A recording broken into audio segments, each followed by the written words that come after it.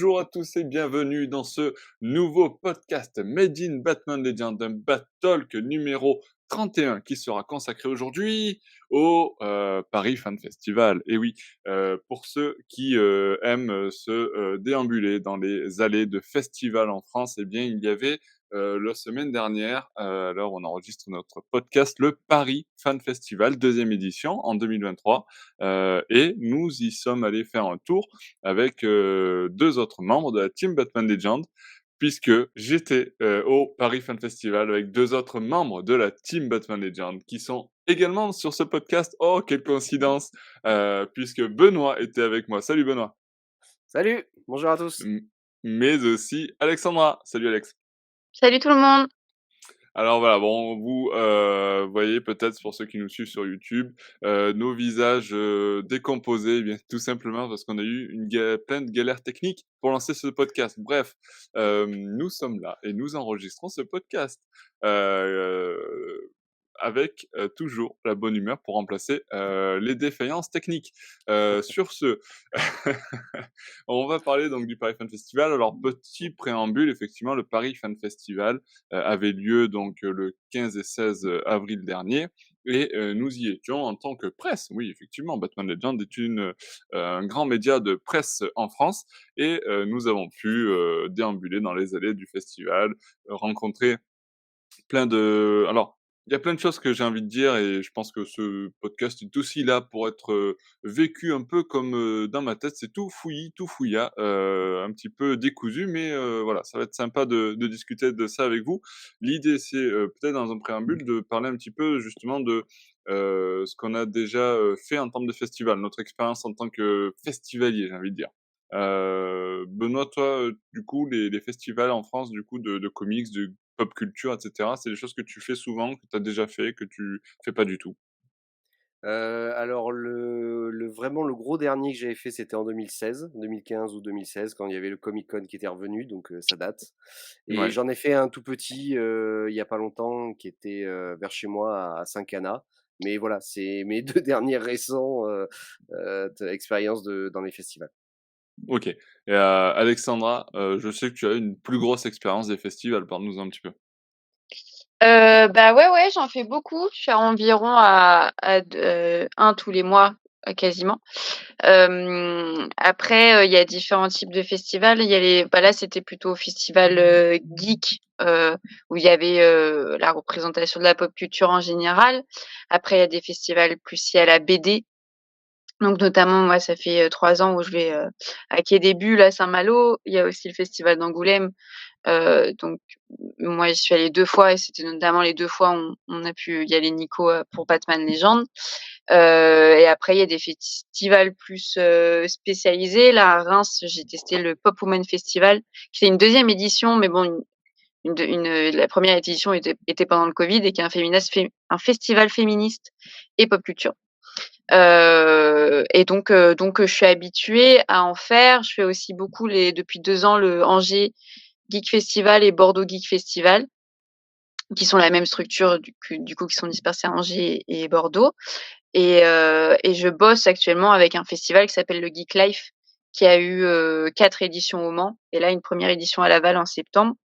Et donc mon expérience de festival, elle est plusieurs parce que j'ai animé des conférences pour certaines, j'ai géré les réseaux sociaux pour d'autres, je suis venue en presse pour d'autres, donc voilà.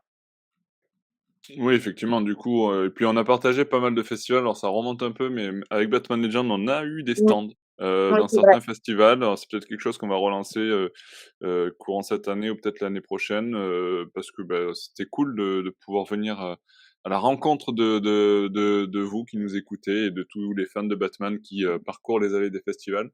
Donc ça, c'était cool. On avait des stands, où on pouvait échanger sur notre passion commune et puis, des fois quelques apparitions sur scène pour vous parler de Batman et de tout son univers et ça, c'était plutôt cool. Donc nous, on a fait un peu l'envers du décor et puis on a fait aussi, bah, en tant que fan, bah, certains festivals. On a parlé de Bordeaux Geek Fest, on a parlé d'Avignon. Bah, là, forcément, on a parlé de la Comic Con aussi avec Benoît au début. On l'a faite plusieurs fois en tant que festivalier, un peu comme le Paris Fan Festival cette année et puis, bah, forcément, bah, ce Paris Fan Festival. Alors c'était la deuxième édition. Moi, j'avais pas forcément fait la première édition parce que c'était beaucoup plus petit, c'était un lancement et il y avait pas forcément d'artistes allés. Donc moi, ce que j'aime beaucoup, dans ces éditions-là sur Paris, c'est l'artiste allé. Heu, je pense que les artistes en avaient marre de me voir passer devant eux d'ailleurs à la fin du festival, mais j'étais, tout le temps fourré là-bas et j'adore, aller échanger avec les artistes, pouvoir discuter avec eux, pouvoir faire signer et dédicacer quelques bouquins. Enfin voilà, il y a plein de choses qu'on peut faire et moi, c'est vraiment cette partie-là qui m'intéressait et c'est pour ça que j'avais pas forcément fait la première année et que je me suis lancé, de monter sur Paris avec Benoît. On est montés tous les 2 pour cette édition du Paris Fan Festival. Alors quelques chiffres, voilà, j'ai travaillé quand même, pour préparer ce podcast.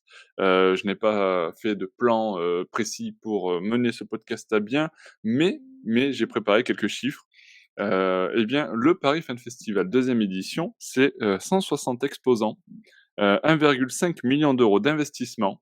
Mais la donnée que l'on n'avait pas et que l'on a, forcément après, le festival, c'est le nombre d'entrées, de nombre de visiteurs. Sachez que le festival enregistre, 27 000 visiteurs sur le week-end. Voilà. Les chiffres qui m'ont été soumis par le Paris Fan Festival donc pour en parler ce soir. De ce que j'en sais, effectivement, les organisateurs sont plutôt contents, de cette édition du Paris Fan Festival, l'idée d'organiser une 3e édition l'année prochaine, est plutôt bien partie. Voilà, pour les informations, Paris Fan Festival, on va dire, pur et simple. Toi du coup, Alexandra, sur ce Paris Fan Festival, qu'est-ce qui t'a, intéressé? Pourquoi tu étais là? Est-ce que tu as pris du plaisir déjà à venir voir ce festival? Oui, oui, oui, c'était un très bon festival. De toute façon, vu que moi je suis de Paris, c'était un peu à côté donc même si, il y avait pas quelque chose qui comment dire? Me titillait la curiosité, je serais venue quand même pour voir et puis, de toute façon via mon travail prendre des contacts. Après moi j'y suis allée, pour plusieurs enjeux parce que d'un côté je travaillais pour DC Comics où on demandé une table ronde pour l'anniversaire de Superman et pour ses 85 ans. Et après, il y avait un de mes clients qui est la maison d'édition, Black River, qui avait, comme artiste, Goran Suzuka et notamment Garcinis qui a passé 1 heure dimanche sur le stand parce qu'il était principalement un artiste allé, qui était là. Donc du coup, moi, mon boulot en tant que CM, c'est de couvrir aussi un peu avec photos et cetera et de rencontrer l'artiste. Donc de base, moi, j'y allais pour ça. Puis après quand vous vous êtes, chauffés pour monter, sur Paris et l'idée qu'il y avait pas mal d'artistes, potentiellement interviewés. On a pu avoir du coup Javier Fernandez en interview.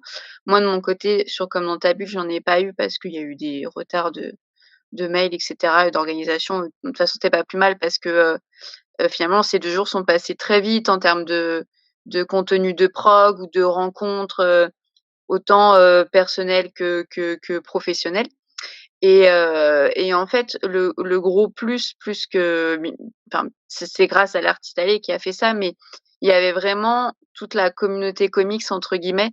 Moi via mon taf, je suis beaucoup en contact avec certains influenceurs, que ce soit des nano-influenceurs ou des gros, youtubeurs ou instagrammeurs et ils étaient quasiment tous là. Donc en fait, j'ai vu plein de gens que d'habitude on se parle que sur les réseaux et qui Oui, étaient oui, c'est vrai que présents, pour ça, des c'est rencontres. très positif de c'est une occasion où tu vois des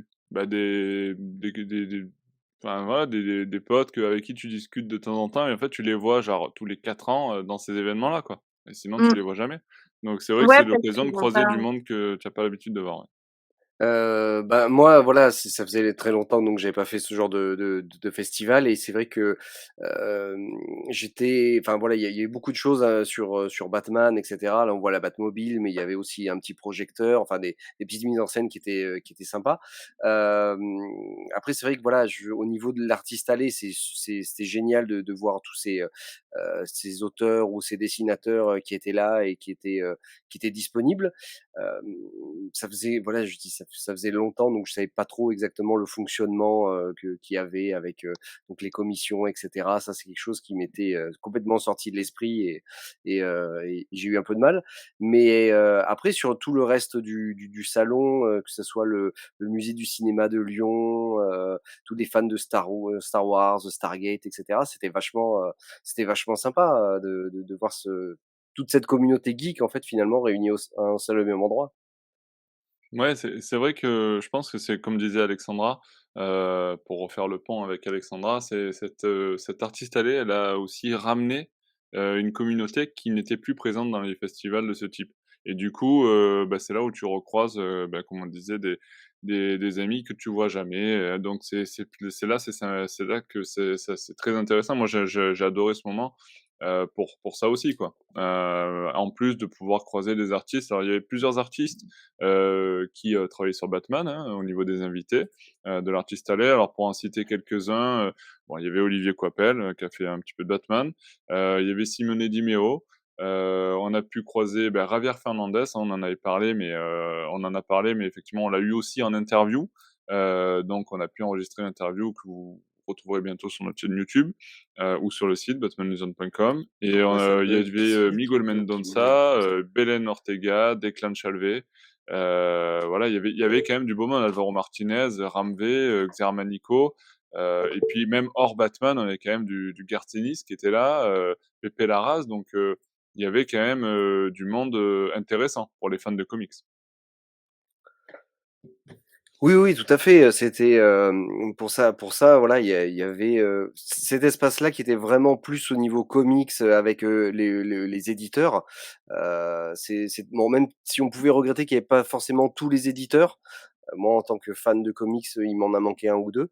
Mais, mais sinon, voilà, c'était très intéressant de voir tout ce monde-là, interagir ensemble et de voir surtout ces artistes et ces auteurs qui étaient, hyper enfin, quand je dis hyper accessibles, qui étaient quand même accessibles, et on pouvait un peu dialoguer avec eux, quoi. Ne serait-ce que quelques instants et ça, Oui, c'était alors c'était vachement bien.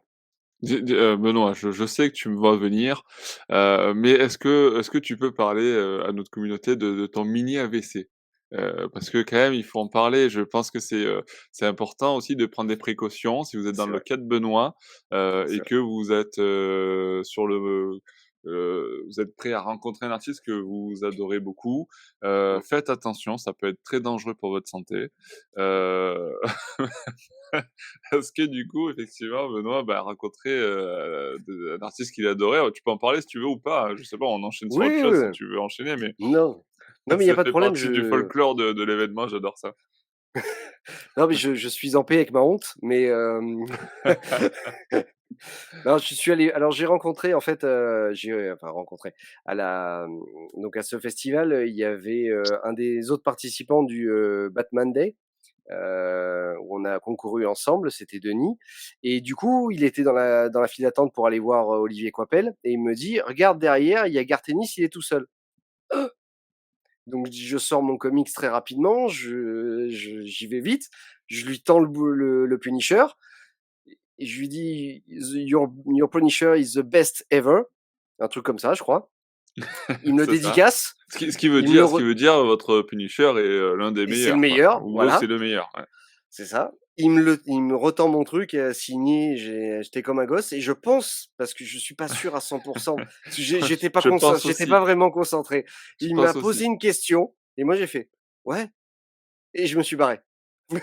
Ouais, non, tu dit thank you quand même. Tu dit thank you, Ouais, thank you, ouais, thank voilà you. Tu rangé ton et comics et tu parti, c'est vrai. Mais voilà, alors, après, à ta décharge, il faut le dire aussi, Gartenis avait le Covid, ce week-end-là, c'est vrai. et donc avec, certaines précautions, il signait tout ça, mais malgré tout, il avait le masque, donc avec le masque, plus l'anglais, plus machin, le stress, bon, ça peut aussi expliquer le fait que parce que même moi qui étais, du coup à côté, j'étais pas forcément concentré sur le truc, mais j'ai eu l'impression qu'effectivement il t'a posé une question, mais j'étais pas sûr à 100 non plus.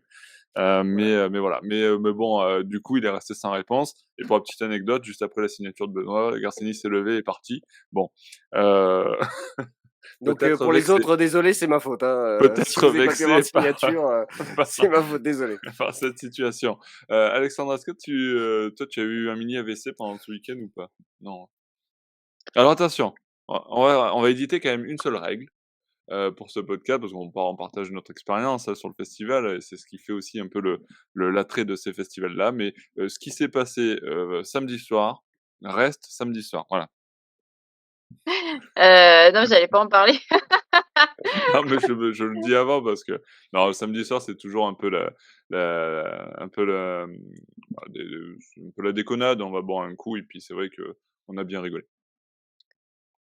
Non, j'ai pas fait d'AVC, je crois pas. Non, Mmh. c'était plutôt cool. Après, Ouais, j'étais un peu stressée du coup, 10-15 minutes avant, la table ronde Superman, que j'ai co-animée avec Winnie pour DC parce que c'était pas la première fois que j'animais une table ronde, mais c'était la première fois que je l'animais en tout cas pour DC ouais, et on savait plus ou moins qu'on allait avoir du monde, p pour Superman et surtout, ça en gros c'est dans les tuyaux depuis quelques mois, mais Terry Hatcher était sur le festival, donc celle qui a interprété Lois Lane à une époque, il y a quelques années et on nous avait dit: «Elle serait peut-être là» et on n'avait pas eu de nouvelles, donc nous on avait mis dans le conducteur mais 15 minutes avant, pour moi je la citais pas et je la comptais pas, quoi et donc 10 minutes avant, ils nous disent qu'elle peut passer les 5 dernières minutes de la table ronde et donc le but du jeu était que le conducteur devait vraiment être parfait pour qu'on arrive pile au moment où on parle de Lois Lane, que je pose une question à une des intervenantes du panel qui était Ringo, qui était très intéressante, qui devait nous dire en quelques mots qui est Lois Lane pour que, bim, Terry Hatcher arrive. Et ça s'est presque passé comme ça, parce que presque. j'ai posé cette question à Ringo et je regarde Jessica avec qui je travaille pour DC, elle me dit: «Bah non, pas tout de suite, elle est en retard». Donc du coup, j'ai dû combler, donc j'ai posé la même question à tous les intervenants. Je pense que j'ai peut-être parlé au public, je m'en souviens plus trop. Et après elle est arrivée et du coup, là, il y a eu beaucoup de monde, tout le monde était très content de voir l'actrice. Elle était très chaleureuse et tout, donc c'était cool. Ça m'a vraiment déstressée et déstressée en plus parce qu'il y avait sa traductrice, parce que 15 minutes avant, on savait pas si elle allait avoir une traductrice. Donc c'était, soit à moi, soit à Winnie de le faire et même si je comprends l'anglais, traduire est un autre métier, surtout, en table Surtout en ronde et tout. direct comme ça sur Ouais. scène, c'est vrai que Ouais, ouais, je me sentais pas de le faire et donc ouais, c'était un petit peu le coup de chaud, mais après c'était cool. oui, alors justement, revenons sur ce, panel 85 ans de Superman. Avec Benoît, nous étions dans, l'auditoire, et bien, figure-toi une chose, Alexandra, et il faut qu'on te le dise, lors de ce podcast. Nous avons, comptabilisé, 8 fois le fait que Batman, ait été cité dans ce Ouais, panel Superman. Voilà. Donc, bah ouais. je tenais à le dire. Voilà, De mes c'est Batman est partout, même pour les 85 ans de Superman. Voilà. de via moi ou globalement avec tous les Non, intervenants? globalement. Dès que Globalement? quelqu'un parlait de Batman, nous, on comptait D'accord, on comptait notre petit, on sortait notre carnet, on faisait: «Ah! Voilà!» c'était sûr, c'était sûr. Non, mais oui, effectivement, c'était sympa aussi du coup de laisser un peu de place à ce pauvre Kal-El. Et du coup, bon, il y avait ce panel, c'était sympa, il y a eu d'autres panels intéressants. Moi, je Mmh. sais que j'ai fait ce panel-là et puis on a enchaîné avec Benoît, aussi avec le panel, de Garth Ennis qui était en interview avec le Comic des Comics. On a enchaîné avec le panel, sur, Ramvé, scénariste, qui, d'ailleurs travaillera, bientôt sur Detective Comics. Donc ça va être intéressant de voir son travail sur ça. Donc il était en interview avec First Print Comics Blog. Donc moi j'ai trouvé ça plutôt intéressant et c'est vrai que ça faisait du bien de retrouver certains panels, orientés comics comme ça et de voir les artistes sur scène, répondre à des questions et présenter un peu leur travail. Alors, c'était pas forcément des panels, énormes qu'on a pu voir parfois, style panel Frank Miller, qu'on avait eu à la Comic Con à l'époque, mais c'était intéressant de voir sur scène, Garth Ennis répondre aux questions du comic par exemple. Donc, vous en avez pensé quoi vous, Alexandra, je sais plus si tu l'as suivi ces panels-là, si tu les as suivis ou si tu étais occupée ailleurs? Garth Ennis, ouais, j'ai regardé la moitié. En fait, dès que le panel Superman est parti, j'ai dû partir pour faire Eh oui. un débrief, donc j'ai regardé la les 20 dernières minutes. Et Rambi, non, j'ai pas pu parce que j'avais un autre truc. J'étais, sur un autre stand. Mais non, c'est très cool. Enfin, c'est vrai que c'était un peu perturbant parce qu'il y avait quand même des panels et des conférences de qualité dans une scène qui était un peu petite, où il y avait 3 scènes. Il y avait une scène, créateur qui était plus dédiée à la partie jeux vidéo. Ouais. Parce que c'était très marqué en termes de festival au niveau des espaces. Donc grosso modo, heu, quand tu arrives à droite, c'était comics et à gauche, c'était, jeux vidéo, tu vois, de nouvelles technologies et Ouais, cetera et puis il y avait trucs il y immersion. avait un entre-deux, pop culture et des trucs Indiana Jones, la petite Ouais, ça, c'est ce que exposition du j'allais dire, cinéma ouais, des miniatures de Lyon, des choses comme ça, ouais. c'est ce que j'allais dire, c'est les trucs plus immersion, c'est les stands Mmh. d'immersion, mais qui sont liés à la pop culture, mais vraiment Ouais, toute ouais. l'autre partie, mais on y était moins, mais vraiment, il y avait vraiment plein de stands de jeux vidéo Oui, oui, après et derrière, c'était tout jeux vidéo, ouais. Ouais. et donc du coup, tu avais la grande scène. La grande scène, elle était plus dédiée aux acteurs qui venaient comme Tara Asher ou James Masters pour Buffy et il y avait aussi des activités, enfin, je crois qu'il y avait un collectif de manga qui avait fait des activités dessus et je me souviens qu'en parlant avec Cédric, il était un tout petit peu déçu que Garcenis soit pas sur la grande scène. Après, c'est des mots, hein, grande scène, petite scène, on s'en fout. C'était quand même très agréable au moins d'avoir, Garcenis de manière très visible, vu que même si tu étais en dernier rang de la conf, tu pouvais le voir. Mais je pense que, ouais, je pense que tout était concentré là-bas, vraiment, tout ce qui était comics sur la petite scène et que ça mériterait des fois d'avoir ça en grande scène parce que c'est là où ça attrape le plus de monde. Donc c'est resté quand même en mode, c'est le spé qui est entre le spé. Tu vois ce que je veux dire? Ouais. Heu, alors que sur la grande scène, tu brasses un peu plus. Après ils ont peut-être estimé que voilà, comme Cédric est très spé, comics, peut-être que la conf, Garcinis était trop spé par rapport à ses titres. Ce que je peux comprendre parce que c'était pas du tout une conf sur The Boys qui peut-être Oui. là aurait mérité la grande scène. Mais ouais, c'est peut-être le seul truc que j'ai à redire, mais par contre, la qualité, la diversité des panels était très, très bien. Mmh. Ouais, ouais, c'était cool. Toi, du coup, Benoît, tu as kiffé? Oui, oui, oui, j'ai bien aimé, surtout que c'est voilà, pratiquement tous les panels, on va dire comics principaux sont enchaînés sur le samedi après-midi, donc ça c'était très bien, voilà, en commençant par Superman, Gartenis et Ramvi, donc ça c'était top. Bon moi Gartenis, hein, bon voilà, c'était avant l'AVC le panel, mais du coup, j'ai su j non mais du coup voilà, ça fait du bien de voir, en live, ces auteurs-là, qu'on en fait, qu'on peut jamais voir, qui répondent voilà, à des questions. Le Comité des comiques, je pense, a bien ciblé, il a bien travaillé en amont tout cette interview-là. Avec Rambi aussi, très intéressant de voir, ce mec-là qui quand même, on va dire, mine de rien, qui est assez récent dans les comics, voilà, tout son un peu son parcours, ce qu'il lisait Ouais. quand il était, plus jeune et cetera, et comment il a dérivé vraiment de son métier de base pour, finalement, être auteur et non, c'était très, très intéressant cet après-midi-là.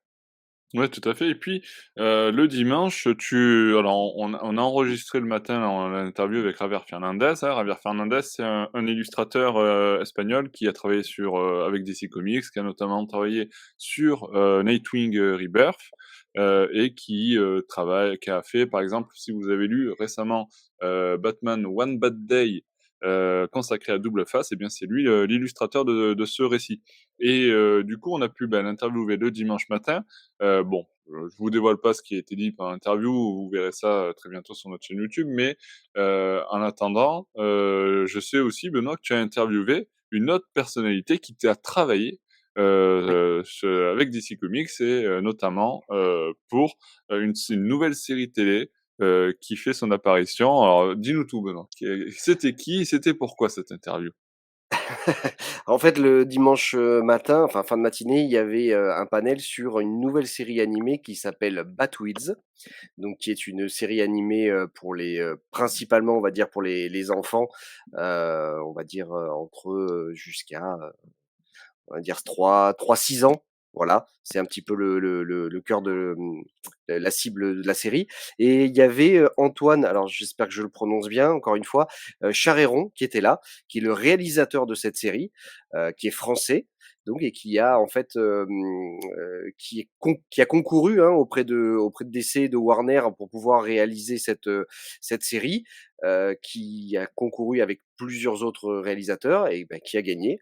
Et donc du coup, voilà, il nous a un petit peu expliqué pendant cette interview toute sa démarche artistique, mais également le pourquoi du comment en fait de la série, puisque en fait ce sont les véhicules de Batman, de Robin, de Batgirl, etc. Et enfin de toute la Bat Family finalement, qui sont un peu personnifiés comme Cars et voilà et qui vont avoir des aventures en parallèle de la Bat Family puisqu'on voit quand même dans les épisodes Batman, Robin, Batgirl et donc ils ont un petit peu leurs aventures en parallèle et voilà, et c'est pour les enfants. On a pu même voir un petit peu avant le panel le premier épisode qui Ouais. était diffusé, voilà pour en savoir un peu plus et pour voir Il y a cette série animée un peu flashy. il y a une magnifique photo de toi et moi en train de regarder la télé, hyper concentrés, alors on était morts de rire. Alors, est-ce que je retrouve Elle oui, est je trop retrouve mi cette photo, elle est là, voilà. elle est trop C'est mignonne. ça, voilà, c'est ça. C'était dimanche matin, faut savoir que c'était dur, hein. Voilà, c'est ça. On avait terminé un peu tard et la confrontation au réel de cette série, a été violente. Mais Ouais, mais et non, non, donc du coup, tu quand même des jeux de mots dans cette série, bah, de toute façon, elle est pour les enfants, quoi. Mais du coup, c'est oui, vraiment la série qui est pas enfin, que tu mets juste ton gosse dessus et pas toi avec. Tu vois ce que je veux dire? Parce que tu as quand même beaucoup de dessins animés que tu peux partager avec ton enfant. Enfin, moi, aujourd'hui, je me revois les Scooby-Doo ou les Kim Possible, il y a aucun souci sur ça. Là, on est quand même sur une cible différente, mais tu as vraiment des des jeux de mots où tu as la voiture Mister Freeze qui te sort à la refroidure. Et je pense que c'est celle qui, m'a marqué le plus. ouais, c'est Bon vrai que c'est après pas mal. après c'est vrai Bah, que on s'est quand même regardé dans les yeux avec Benoît, on a fait: «C'est trop». Alors moi, ce que j'ai dit pendant l'interview, c'est que donc j'ai une petite fille qui a bientôt 6 ans et on va regarder certains épisodes ensemble, quand même et je ferai un retour en fait sur, Batman Legends, je pense en forme d'interview pour qu'elle me dise, puisqu'elle est le cœur de cible de cette série, ce qu'elle en pense. Mmh. Comme ça, voilà, voilà. donc passage de la série au détecteur.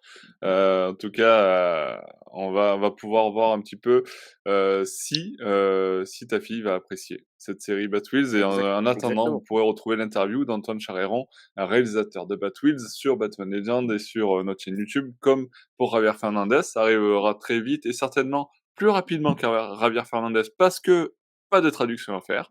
Cette pratique, côté pratique d'interviewer des Français. Et je ne dis pas ça parce que je suis en retard sur mes traductions des interviews d'Angoulême. Voilà, voilà, je suis désolé à Laurent Martinez et James Tynion Ford. Du coup, bah, c'est vrai que c'était sympa. Alors après, bon, moi j'ai beaucoup parcouru les allées des artistes, l'artiste allée. J'ai pu discuter avec certains artistes. J'ai appris quelques trucs. Notamment en discutant avec Zermanico, qui est un artiste qui a travaillé notamment sur un récit que vous avez pu voir récemment chez Urban Comics, c'est Flashpoint Beyond. Eh bien, Zermanico, il parle français. Voilà. Donc j'ai découvert ça. Voilà, il parle français, il parle italien, il parle espagnol, il doit parler anglais. Et en fait, il me disait un truc, il achète des BD françaises en français pour continuer à travailler son français et du coup à continuer à parler français. Voilà, donc ça c'est tout à son honneur. Je lui disais que moi j'achetais des comics anglais en français. Du coup, heu, ouais, c'était intéressant. J'ai aussi, pu discuter un petit peu avec, Miguel Mendonça, qui a travaillé sur la Justice League notamment, hein, ou Batman Détective. donc du Detective Comics. Et en fait, il me racontait que, bah, je lui demandais quand est-ce qu'il a commencé avec DC Comics. Alors il m'a dit que ça fait à peu près une dizaine d'années à peu près qu'il a commencé à travailler sur du DC Comics. Je lui dis: «Ah, c'était bien, c'était comment?» Et alors je vous raconte un peu du off, parce que je trouve que c'est intéressant aussi d'avoir, ce lieu-là est le seul lieu où on peut discuter comme ça avec des artistes, de cette trempe-là. Et du coup, il me disait, bah, en fait, c'était très dur. Il me racontait que débuter lui, il a débuté sur du Wonder Woman, sur la série Wonder Woman, et il me disait que, bah, pour un jeune artiste qui débute, chez DC Comics, il va commencer avec un personnage aussi emblématique et aussi fort, et avec toute la pression qui va autour d'un personnage, comme, Wonder Woman, et bien ça a été, très difficile. Il a un peu mal vécu, visiblement, du coup, c'est pas forcément ce qu'il recommande comme première expérience chez DC Comics pour un artiste, qui travaillerait sur les héros, d'ici.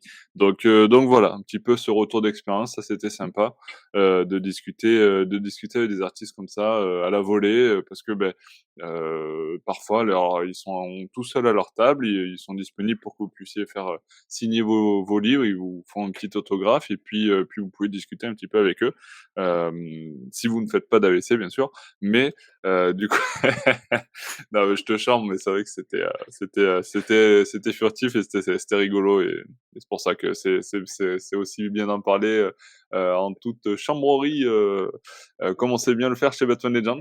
Non, c'était cool. C'était cool. Toi, Alex, je sais que tu as un petit peu plus parcouru les allées, de tout le festival, et pas forcément que l'artiste allé. Du coup, tu auras peut-être plus de retours d'expérience sur la partie, manga, la partie, jeunes créateurs, la partie, un peu toutes les autres parties en fin de compte, du festival. T'as trouvé ça cohérent? T'as trouvé ça intéressant? Comment tu l'as vécu, cette partie-là du festival?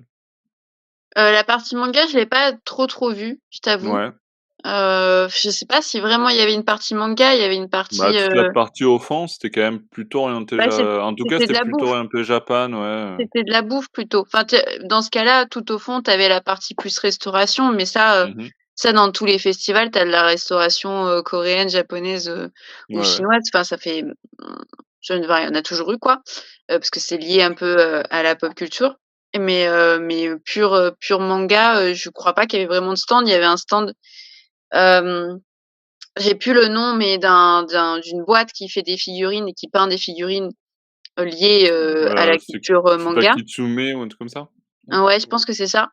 Ouais. Donc ça, j'étais passée, c'était cool parce que tu avais un des peintres que je connais qui peignait en direct, en fait, et qui parlait un petit peu de son travail, donc ça, c'était sympa. Puis après, oui, il y avait une partie un peu plus, créateur, avec des ventes heu, d'objets, création personnelle, voilà, enfin qui rentrent dans l'univers un peu des fois onirique, Seigneur des Anneaux, ou Mmh. plus geek. Enfin voilà, c'était, ils étaient pas des masses, enfin, comparé au Bordeaux Geek Festival qui met vraiment en avant ça, là tu en avais un peu moins, mais parce qu'après c'est des choix, hein, aussi, hein, Oui, bien il y a sûr. une plus grande artiste allée. Après, bah, j'ai pas eu trop le temps de passer sur ça, mais c'est vrai que toute la partie jeux vidéo, il y avait beaucoup de panels qui étaient liés, à Twitch, qui étaient liés, aux personnes qui veulent, travailler dedans. Donc c'était cool aussi. Heu, il y avait un stand CD Projekt, qui était lié à l'univers de The Witcher et de Cyberpunk, qui proposait des animations qui étaient pas du tout en termes de vente de jeux vidéo. Et après les trucs immersifs, donc ouais, c'était plutôt bien, en termes d'espace, c'était plutôt bien, comment dire? Quadrillé. Mmh. Ouais, je suis d'accord. Ouais, ouais, c'était bien réparti. Alors c'est vrai que tout le hall était bien occupé, et l'artiste allée était bien intéressante. Moi, vous m'avez compris, j'étais toujours un artiste allé. Hem, du coup, je voulais conclure un petit peu. Alors on va arriver sur la fin de ce podcast, et je pense que c'est pas mal aussi de partager ça, et du coup peut-être aussi sur, vos envies. Est-ce que, vous envisageriez de revenir s'il y avait une nouvelle édition? Est-ce que vous aimeriez qu'il y ait une nouvelle édition, et surtout, bah, qu'est-ce que vous aimeriez qu'il y ait de plus ou de moins peut-être? Hem, voilà, c'est le moment conseil pour le Paris Fan Festival. Lâchez-vous, tiens, bah, vas-y Benoît, tu aurais envie de quoi toi pour ce Paris Fan Festival, édition numéro 3, si elle a lieu un jour, hein? Même si c'était plutôt en bonne voie, mais bon, voilà. Alors c'est vrai qu'en tant que pur lecteur de comics, ce que je disais au début, c'est que moi ce qui m'a manqué, c'est, d'avoir un peu plus d'éditeurs. Il en manquait, quelques-uns, j'ai trouvé. Après le seul souci, c'est que je Bah, comprends que il y du avait coup, Urban Comics, par il y exemple. avait Urban voilà, mais Il y pour a moi, il m'a Ouais. manqué un peu, Delcourt, Bah, il y hem, avait pas Delcourt, il y avait pas Panini, Panini, Ouais. Ouais, il il y manquait des avait gros éditeurs, ouais. voilà, hem, même pas que gros, hein, finalement, hein, parce que même en termes de petits, même s'il y avait Comics Initiative et Black River, c'est dommage qu'il y avait pas 404 Comics, aussi. tu vois, typiquement? Ouais. Mmh. C'est vrai. Après, du coup, ça a permis aussi aux petits éditeurs Black River, enfin voilà, Comics Initiative et cetera, enfin j'espère pour eux du coup qu'ils ont peut-être avoir eu plus enfin, une Il y avait visibilité Bubble plus BD importante aussi quoi. qui était là. Voilà Mmh. et du coup peut-être faire un peu plus de ventes. Mais bon, c'est vrai que ça m'a manqué, voilà, là-dessus et après je reviens à ce que tu disais Alex, sur les panels. La prochaine fois, il faudrait cloisonner un peu plus parce qu'au niveau du bruit, c'était, un peu trop important. Il y avait, au c'est vrai qu'à l'entrée du salon, il y avait un truc de karaoké et ils avaient mis la musique à balle et c'est vrai que pendant les panels, du coup, on n'entendait pas énormément ce Il était que pas les très bien intervenants placé de toute disaient. façon, ce truc-là, il faisait du Voilà. bruit, partout où il était. Après ça, c'est le problème, hein, moi en bossant sur un festival, la T'entendais gestion sur, du son, en salle hall, ouais. ouais, elle est compliquée, quoi.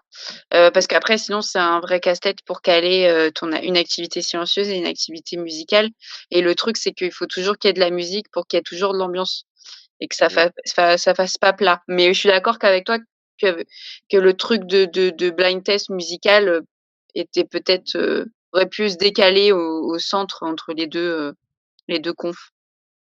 Voilà. Après, sinon j'ai trouvé ça, sympa de voir des passionnés, bon on sait que les passionnés Star Wars, sont toujours là généralement, mais voir, un petit peu les voir, bon costumés, voir leur exposition, même ceux de Stargate étaient vachement sympas, Mmh, toute l'exposition qu'ils avaient faite et tout.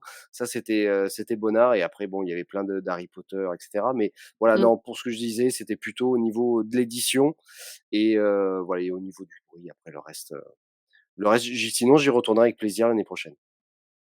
Ah tiens, si, parce que bon, on est entre fans de comics aussi, s'il y a un artiste, alors du coup Garcinis c'est fait, s'il y a un artiste que tu aimerais retrouver sur l'artiste l'année prochaine, ça serait qui? Heu, Marc Millar, Marc Millar? moi C'est pas mal, c'est pas ça mal, restera un grand nom. c'est pas mal. Alexandra, toi de ton côté du coup, pareil, tu y retourneras, tu as des envies, des conseils, qu'est-ce qui te plairait, de voir dans une prochaine édition de Paris Fan Festival, par exemple? Ah oui, oui, moi j'y retournerai avec plaisir. Après, j'ai pas la même, vision que j enfin, comme du coup je bosse un peu dedans, Mmh. c'est Oui, sûr que forcément. tu vis des expériences qui sont pas exactement les mêmes.